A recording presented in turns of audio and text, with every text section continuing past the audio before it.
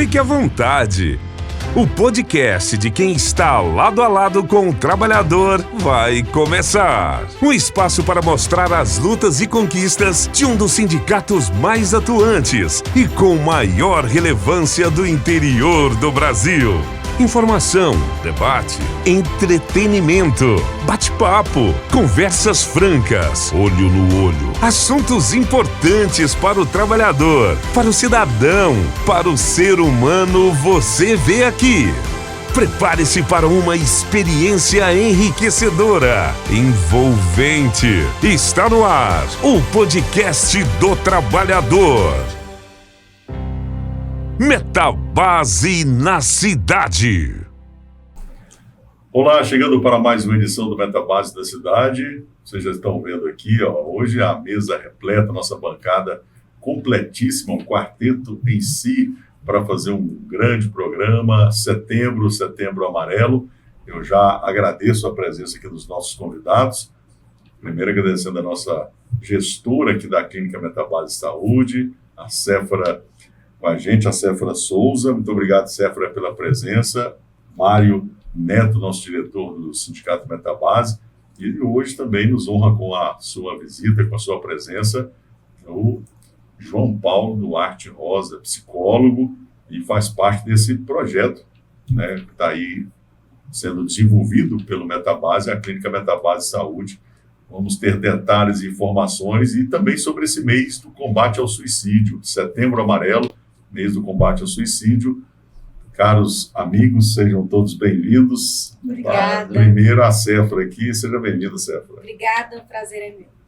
Doutor João Paulo, alegria recebê-lo pela primeira vez aqui nos nossos estúdios. Vamos falar sobre esse tema que é importante. Sim. No mundo de hoje.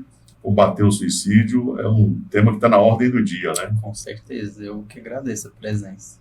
É isso aí, Mário. Tema importante e o Metabase da cidade cumprindo seu papel, né, Mário? É isso aí, né?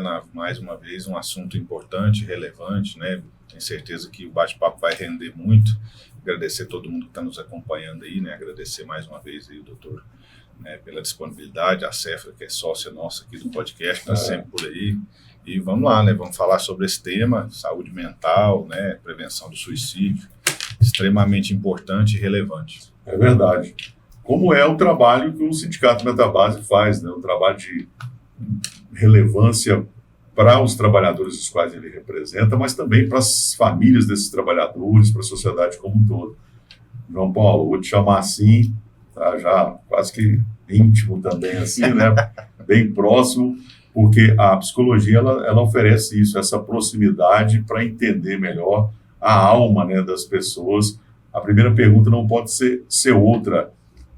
Você já tinha participado de um programa como esse, como é a Clínica Metabase Saúde? Como é que é para você estar fazendo parte desse projeto? Nunca participei, sempre trabalhei como autônomo, individual, né? E assim, agradeço, né, a oportunidade que a Séfora me proporcionou de me incluir nesse programa, que a cada dia que passa eu tenho uma admiração enorme, tanto pelo programa mesmo que o Metabase está construindo junto com as empresas, né?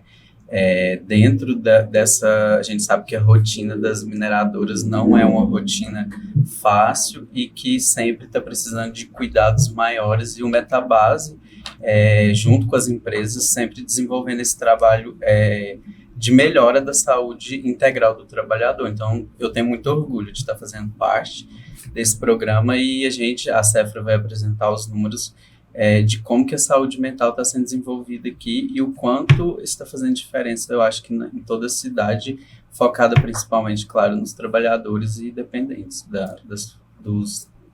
das mineradoras. É verdade. Séfora, a gente tem aqui à frente o presidente Diego Hilário que, né, fez essa determinação, pensou isso, né? Depois, junto com a diretoria, não é, Mário? Para implementar isso, porque viu essa necessidade de estar cuidando da saúde, porque entendeu o que isso representa.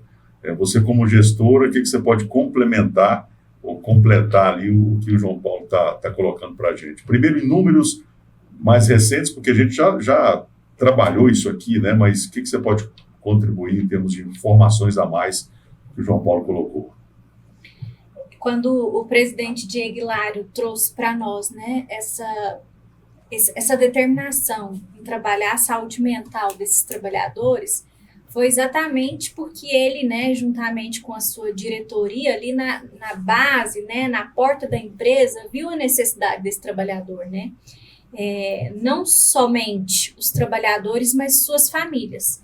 Hoje, a atualidade, né, o que a gente tem visto é a necessidade geral da população para esses profissionais, né? A gente tem notado o quanto a população no geral tem necessidade desses profissionais. É claro que pós-pandemia e toda essa situação que a gente vive hoje, né, o capitalismo ali em si, as pressões, as cobranças, né, no ambiente ali de trabalho, faz com que as pessoas precisem de um suporte, né, faz com que as pessoas necessitem ali de cuidados com a sua saúde mental. Então, me colocando essa necessidade, né, e essa determinação, nós corremos atrás aí desses profissionais, né? Um profissional extremamente difícil hoje no mercado, nós temos aqui hoje o Dr. Davi, psiquiatra, e profissionais da psicologia que são renomados, que são capazes, né, de fazer a diferença. Então, nós, esse mês, por exemplo, né, já estamos aí desde julho com as atividades da saúde mental. E no mês passado, por exemplo, junho a gente fez, né, ali todo um atendimento expressivo. Mês de julho, a demanda aumentou tanto que a gente dobrou a carga horária, né, do psiquiatra.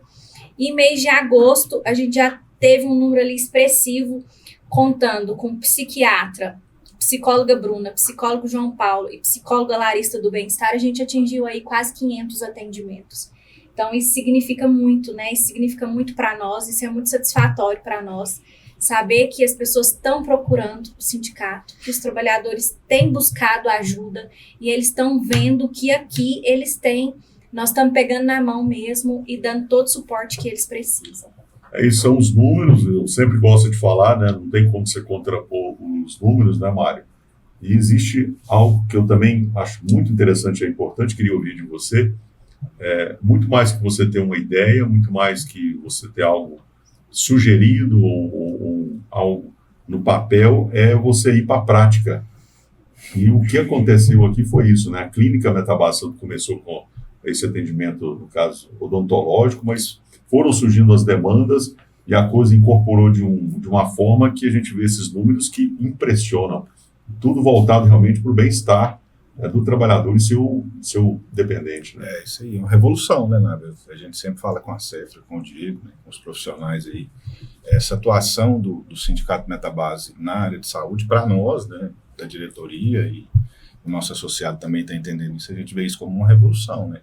Você chegar aqui hoje, né, numa cidade como Catalão, que se for ver no cenário aí deficiente de profissionais, né, da psiquiatria, deficiente no sentido de poucos profissionais, né, quase nenhum profissional que atende pelos planos de saúde que nós, com tanta dificuldade, colocamos lá no acordo coletivo, né, o presidente Claro aí, junto com a diretoria nas negociações, coloca lá no acordo coletivo. É sempre bom falar, né, te interrompendo, né, não é, aquilo não isso acontece não é boa nada. vontade de ninguém, né, não tem paixão nisso, é negociação, é força negocial.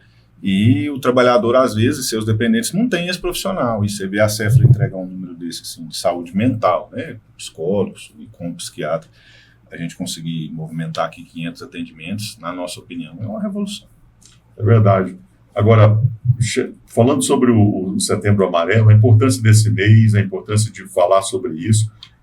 E eu queria a primeira pergunta, porque eu já escutei algumas pessoas falar sobre suicídio, potencializa de alguma forma para que a pessoa possa cometer o suicídio, João Paulo? Não, pelo contrário, tanto que existe o Setembro Amarelo, né?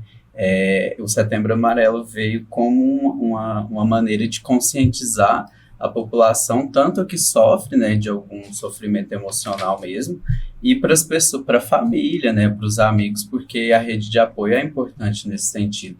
Mas falar sobre suicídio não potencializa, não promove a execução dele, pelo contrário, né?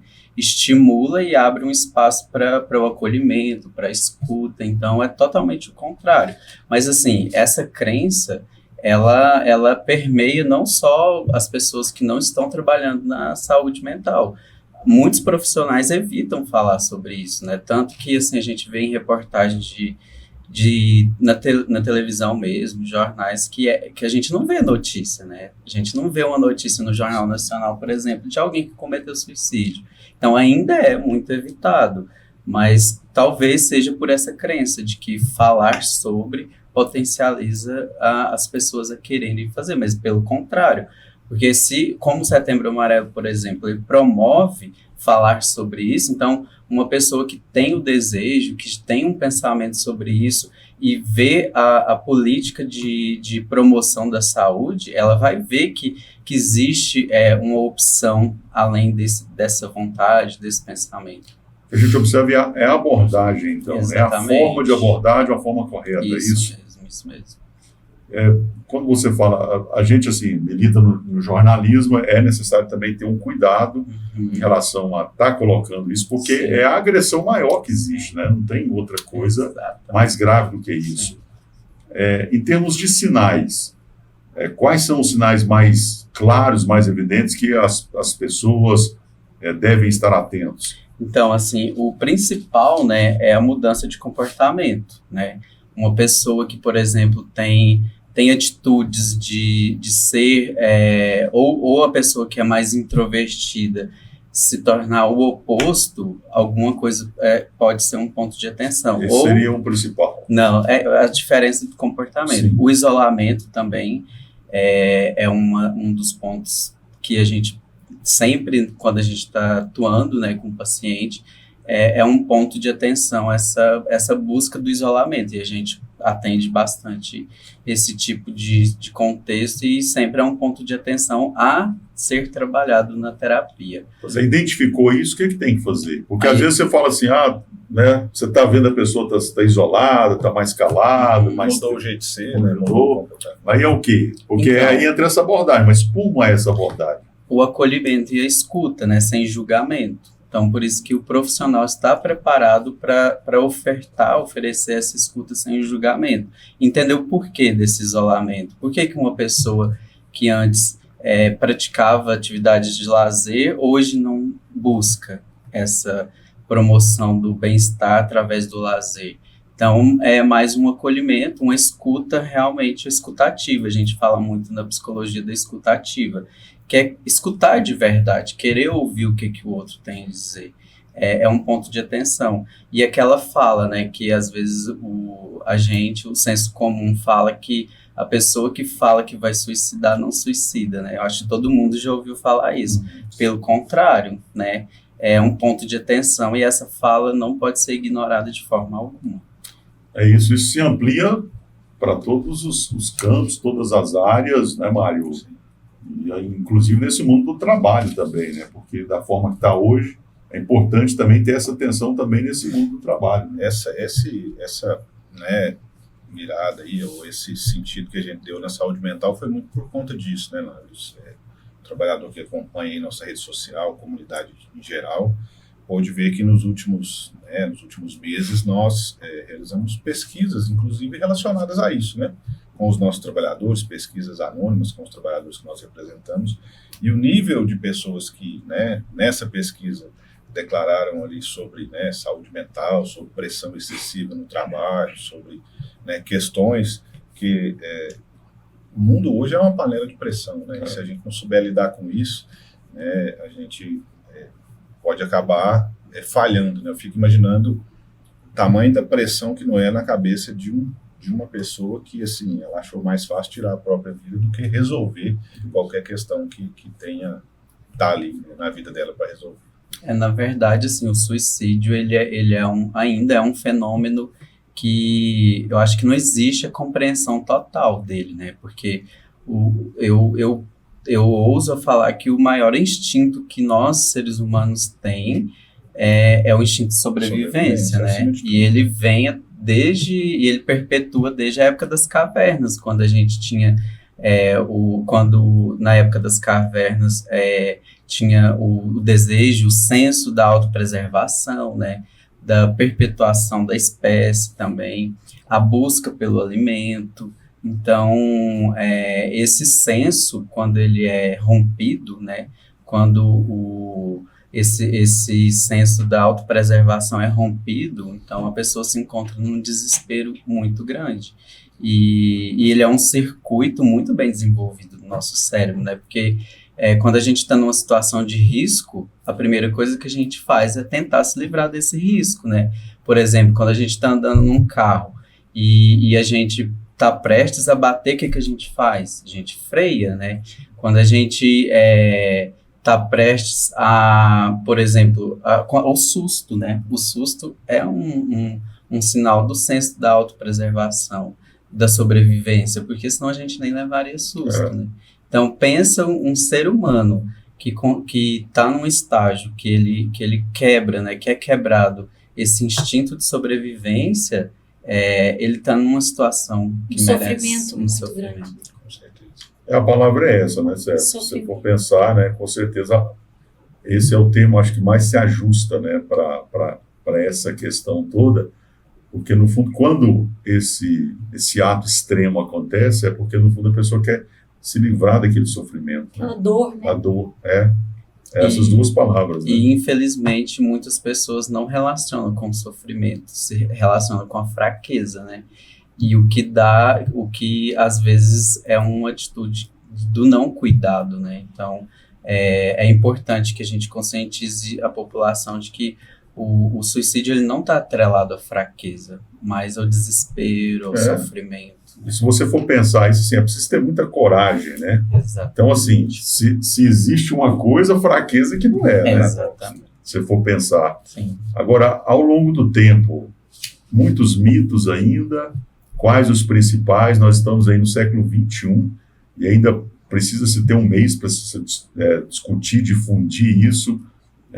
A quantas andas essa questão aí, principalmente aquela ideia antiga que está relacionada a essa questão de fraqueza e até mesmo sofrimento. Tem gente que acha que, às vezes, assim, você está de um jeito, é onda, migué, você está com... Não dá a devida importância, né? Mário, me ajuda aquela palavra, pessoal, você está... Mimimi. Mimimi.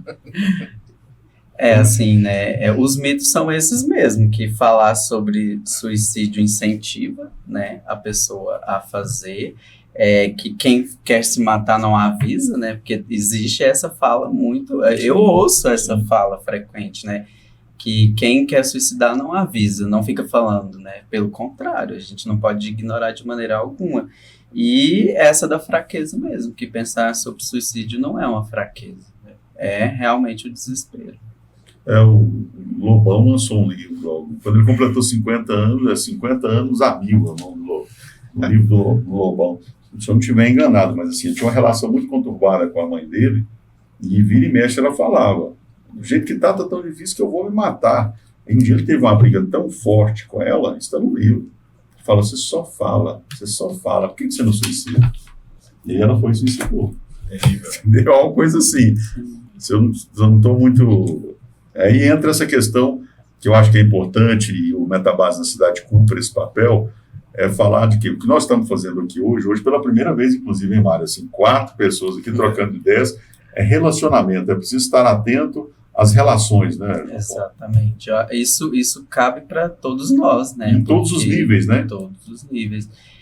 Cabe para a gente, porque assim, hoje, né, a gente vem vivido muito na era digital, né? A gente tem que tomar muito cuidado com isso. Inclusive, teve, né, uma situação de um jovem, né, que tirou a sua própria vida nos Estados Unidos com o uso da inteligência artificial. Não sei se vocês chegaram a ver. Sim, eu ia chegar nesse ponto, está na pauta aqui, que é a respeito do impacto das redes sociais, e aí entraria até um pouco em relação a algo que é importante, que é essa questão de limites. Porque muita gente fala, né, Mário, que não, as redes sociais você pode fazer o que você quiser. Terra de ninguém. Terra de ninguém, você pode, né, você tem que ser livre. Será que é bem assim? Porque teve caso associado a esse, o que eu ia comentar, de se filmar o próprio suicídio. Sim. Né, isso já aconteceu também, e é algo que está aí.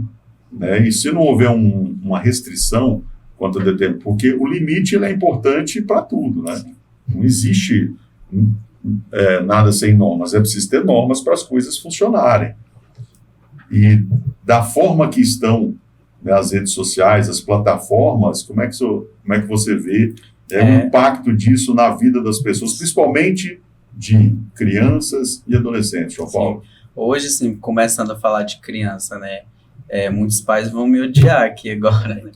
Mas eu vejo, né, assim, na vida a gente vê, e dos meus pacientes adultos e dos meus pacientes crianças, a gente vê relato deles mesmos e dos próprios pais, né, em relação ao uso do celular. Muitos pais, às vezes não, entregam o celular para não precisar estar cuidando do filho mesmo, né, aí fica, a gente percebe isso em restaurante, por exemplo. Você vai num restaurante, numa pizzaria, estão os 3 integrantes da família, pai, mãe e o filho, os 3, cada um no seu celular, né? Então, a gente vê muito isso e o impacto disso, né? A gente vê inúmeros estudos de impacto do desenvolvimento da criança mesmo, né? O desenvolvimento cognitivo.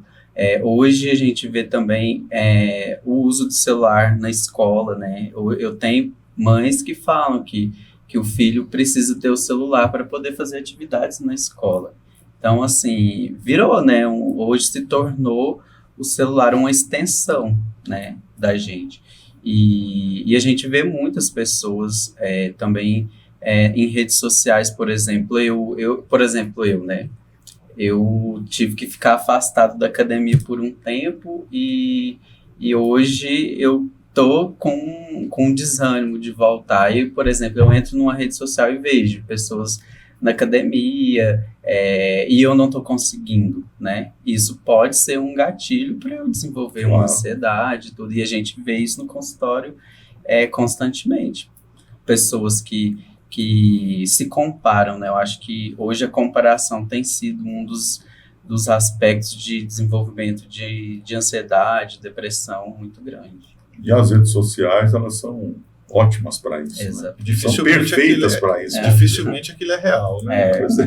Você vai colocar, assim, cada um lida, né, de uma forma com rede social, mas você pega no caso dessas plataformas, dessas principais, no caso Facebook, Instagram, aquilo, no fundo, assim, olhando a fundo, não é uma vida real mesmo. São recortes, né? E a maioria das pessoas recortam as partes boas. As excelentes. As excelentes, né? Eu já pensei em fazer te interrompendo, desculpa, só de coisas ruins, assim, os problemas que acontecem no dia. Eu já pensei, sabe? E aí, assim, a criança, né, ainda não tem maturidade para entender que aquilo são recortes, né? As pessoas postam só na praia, as pessoas postam só a parte boa, só presentes bons, né? E aí a criança e o adolescente entender que aquilo é recortes e que por trás daquilo ali existe, né, problemas, existem dificuldades, existem os perrengues, né, do dia a dia. Então, ficar visualizando, né, ficar vendo aquela situação e se comparando. Por que a pessoa X só viaja, só passeia, só ganha presente? E eu tenho que estudar, tenho que ir para a escola, tenho que ir para o inglês, tenho que cuidar do meu quarto, Então, eu tô muito triste. A minha vida tá muito ruim. Nossa, como tá ruim aqui em casa. Como a minha família, né, judia comigo, se ali do colega é tudo perfeito. Então, essas comparações, principalmente aí nessa idade de criança e adolescente, onde ele tá formando, acaba sendo muito prejudicial, na minha opinião, né? E não só na minha opinião, mas eu acho que o que tem levado, né, essas crianças e adolescentes a terem aí ansiedade, depressão e tudo mais. Eu acho que é nesse caminho, esse sentido aí. Poderíamos até aprofundar mais nessa linha qual que você abordou muito bem, Séfora, que é esse problema que aconteceu agora 2 meses atrás, com relação a essa denúncia que aquele influenciador Felga fez, né, que usou-se esse termo de adultização, mas assim, algo que muitos pais estavam fazendo com os filhos para ganhar dinheiro. Mas aí você vê, e como é que vai ficar a cabeça de uma criança dessa? E aí eu queria entrar, como é que os filhos dos trabalhadores, né, os quais o Metabase representa, qual que é a mensagem, o que dizer para esses pais que têm filhos nessas faixas etárias aí entre 5, 10 e 15 anos. Assim, não que seja o caso, né, mas para todo o público em geral, antes de falar sobre isso, eu acho que nós pais, nós adultos, precisamos deixar de terceirizar, né, a educação da criança. Eu acho que, para o geral, é uma mensagem que eu deixaria, né, a evitação da terceirização do cuidado, da atenção e da educação das crianças, né? Isso não só das redes sociais, mas a gente percebe muito no contexto escolar que muitas mães querem terceirizar a educação para o professor. Então, é uma coisa muito importante. Agora, trazendo para os trabalhadores, né? A gente está aqui, né, para atender, né, Séfra, esses casos, e assim, a gente tem atendido crianças. Eu mesmo, hoje eu acho que eu estou com 7 crianças, e eu tenho um trabalho de desenvolvimento mesmo da evitação do uso de telas, né? Aqui no Metabase eu promovo as atividades manuais, recorte, pintura, com um fundo terapêutico realmente para evitar que a criança fixe só no uso da tela, e tem funcionado, assim, muitos recursos terapêuticos que eu desenvolvo com elas, eu tenho relatos dos pais que serviram como suporte para momentos de ansiedade, para momentos, às vezes, de medo do escuro mesmo. Eu desenvolvi uma lanterna da coragem com umas 4 crianças aqui, e tem servido de apoio, e assim, o que antes era talvez recorrido ao uso do celular, né? Então, hoje eu tenho promovido essa saída da tela. Importante demais. O que eu mais gosto, assim, o que eu vejo e mais gosto num projeto como esse, da Clínica Metabase de Saúde, é relatos como esse, né? Você ter um profissional, como você colocou no começo aqui, antes até da própria entrada no ar aqui do João Paulo, essa preocupação que existe por parte da instituição, né, Mário, que é de trazer bons profissionais. E quando você me dá um depoimento desse, João Paulo, a gente fica feliz em ver que é resultado, né? E, no fundo, as crianças são suscetíveis a isso. Da mesma forma que é extremamente encantador uma tela, é impressionante, né? O nível de fixação que existe. Da mesma forma, se você criar, ter ideias também, elas também vão assimilar. Sim, como essas alternativas, né, que você faz. Elas são suscetíveis a isso, né? Isso. E a promoção também de limites saudáveis, né? É o que eu trabalho também com as crianças. Isso está tudo disponível aqui? Tudo disponível. Eu promovo o estabelecimento de limites saudáveis, porque, assim, isso vai favorecer para o crescimento, para o desenvolvimento de uma criança que vai se tornar um adolescente mais saudável, um adulto funcional, né? Então, isso tem sido promovido pela gente. Eu, a Bruna, a gente sempre está em constante comunicação para a gente desenvolver essas atividades aqui dentro. Tá joia. E outra questão importante que eu gostaria de enfatizar aqui é que a gente tem trabalhado com uma equipe não só multidisciplinar, mas uma equipe transdisciplinar. Qual que é a diferença? A equipe multidisciplinar trabalha individualmente. A equipe trans, ela trabalha em conjunto. A equipe transdisciplinar, então eu tenho a Bruna, eu tenho o João Paulo e eu tenho o Davi, que para aquele paciente elabora um plano de cuidado e eles conversam entre si. Não é uma medicação isolada e não é uma terapia isolada, né? Quando essa equipe, ela conversa, quando essa equipe trabalha, né, com o paciente ali, o resultado é enorme, o resultado, o ganho para esse paciente é enorme. Então, essa equipe transdisciplinar, ela é extremamente importante. E a gente tem conseguido realizar atividade aqui, né, realizar e ter resultado com essa equipe. Sim, a gente tem uma comunicação a respeito dos riscos, né?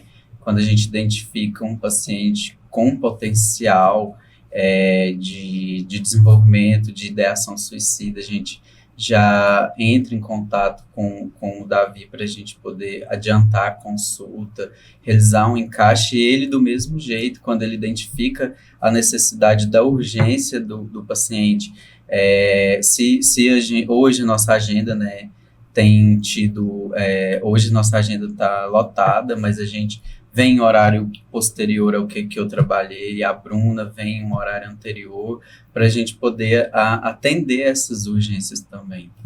É isso, a gente caminha para encerrar, ficaríamos mais tempo, talvez a possibilidade de até voltar. Gostei do formato, né? Fluiu bem, né, Mário? Bacana. João Paulo, o maior risco hoje de suicídio está em quê? Existe, né, hoje, por exemplo, se você for levantar dados estatístico, a idade, por exemplo, é entre 15 e 30 anos, e os idosos.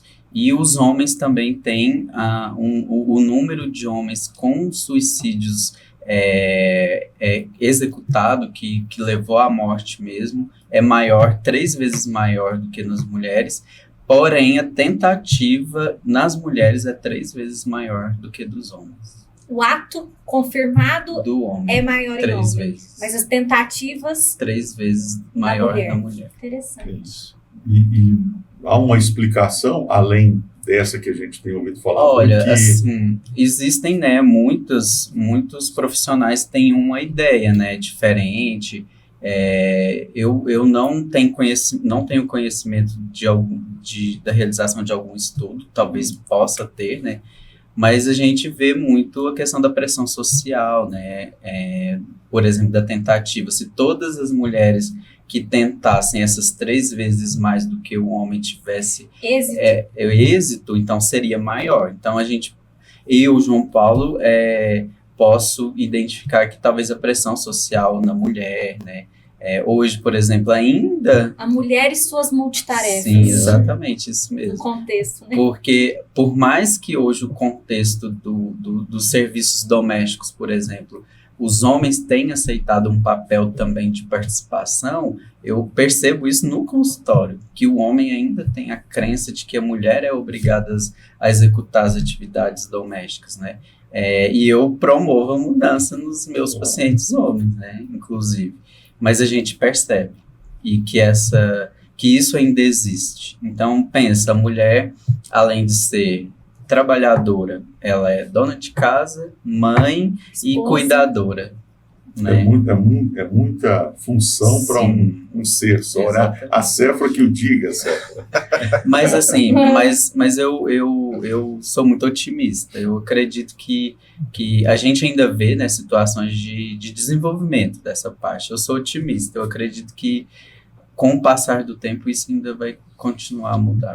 Um dos maiores absurdos que eu ouço, às vezes a gente escuta, é isso, né? Daquela pessoa, geralmente um homem, falar que a mulher está em casa e a minha mulher não trabalha. Quando eu escuto isso, eu falo, você está louco. Trabalho triplicado. Ele não tem noção do que ele está falando. Muito mais do que ele. Essas tentativas de suicídio, de alguma forma, é para também chamar a atenção, porque às vezes ela não. Isso aqui é um leigo falando, né? Ela não tem o potencial realmente talvez de levar à morte mesmo, mas ela precisa despertar, chamar a atenção ou não.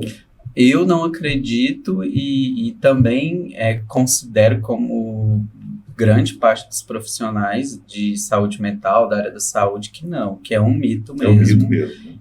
Que um paciente, uma pessoa faz isso para chamar a atenção. Eu não acredito que seja, porque e se desse certo, né? Então, não acredito.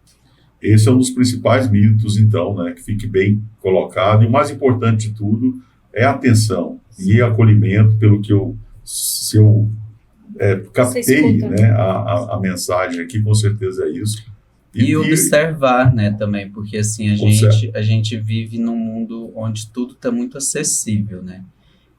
Então, assim, observar, né? Porque a pessoa que comete suicídio, ela compra roupa nova, ela arruma o cabelo, né? Ela gosta de se sentir bonita, ela quer comprar um carro novo, né? Porque, assim, a vontade, ela não é algo sozinho, isolado. A pessoa ainda está viva, então, coisas a se fazerem ainda existem. Então, a pessoa que vai cometer suicídio, ela faz sorrir, né? ela nem sempre os sinais são claros, e nem para a própria pessoa, né? Por isso que existe a terapia, que é um local onde a pessoa vai poder... Se autoconhecer. Exatamente, e mostrar esse sofrimento. E ainda tem um pouco de mito ainda, se é que pode se colocar assim, em relação a procurar esse apoio, de achar que isso não... Diariamente, É uma frescura, é uma coisa... Sim, diariamente, eu acho que todos os profissionais da saúde mental, principalmente o psicólogo, né? Eu acho que de 10 novos pacientes que eu começo a atender, 5 ou 6, mais ou menos, chega com sentimento de medo mesmo, né? Porque assim, não Eu é... não sou louco. E além do mais, assim, você falar da sua dor não é fácil, né? Então, e a gente, nós psicólogos, estamos preparados para atender esse paciente inseguro, esse paciente que tem medo, o paciente que não acredita no êxito, né? Porque existe. João Paulo, pensar em suicídio é normal? Não, eu acho que assim, na psicologia também, eu acho que em todas as áreas da saúde, não existe a palavra normal, né?